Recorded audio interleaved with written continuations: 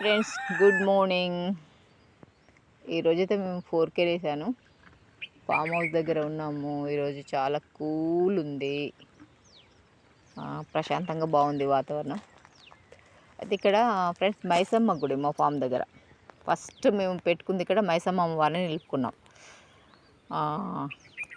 అయితే గుడి మొత్తం ముందుకు వచ్చింది ఫ్రెండ్స్, ఎందుకంటే కింద అన్ని పందికొక్కులు తవ్వడము అంతా ఈ మట్టి పోసింది కనుక పందికొక్కులు తోవడం వల్ల గుడి ముందుకు ఒరిగింది, అంటే కొంచెం ఇట్లా ముందుకు వచ్చింది. మీకు తెలుస్తుంది అనుకుంటా కొంచెం. అయితే ఈసారి అమ్మవారు పండుగ చేయాలనుకుంటున్నాం, మైసమ్మ వారి పండుగ, మైసమ్మ తల్లి పండుగ. ఇక్కడ ఒకటి చిన్న ఉండే, అసలు మీ గుడి పెట్టుకున్నప్పుడు చిన్నగా ఉండేవి వేప చెట్టుది, అలాంటిది ఇది పెరిగి చాలా పెద్దగా అయ్యి మొత్తం అమ్మవారికి ఒక నీడలాగా అయిపోయింది.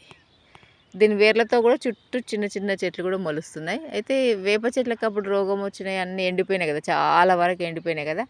ఈ చెట్టు మాత్రం అసలు ఎప్పుడు ఎండిపోలేదు, ఎప్పుడు ఇలాగే ఉంటుంది పచ్చగా. అమ్మవారికి నీడనిచ్చుకుంటే ఎంత పచ్చగా ఉంటుంది అంటే గుబురుగా, మళ్ళీ ఎంత గుబురుగా ఉంటుందో చూడండి.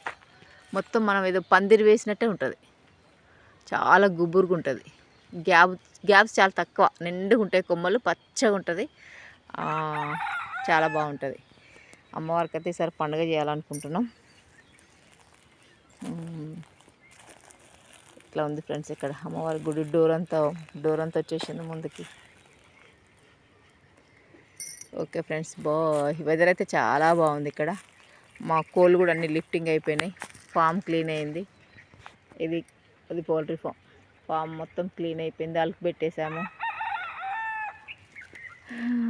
పచ్చటి వాతావరణం ఉంటుంది ఫ్రెండ్స్ ఇక్కడ, ఎంత పచ్చగా ఉంటుందో, గ్రీనరీ బాగా. అసలు ఈ ఫామ్ హౌస్ దగ్గరికి వస్తే అసలు వెళ్ళబుదేయదు.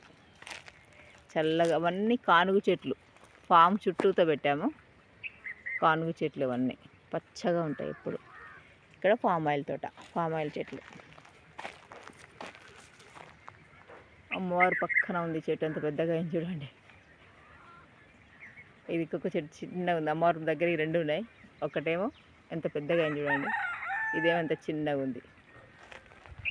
ఓకే ఫ్రెండ్స్, బాయ్, అందరికీ గుడ్ మార్నింగ్.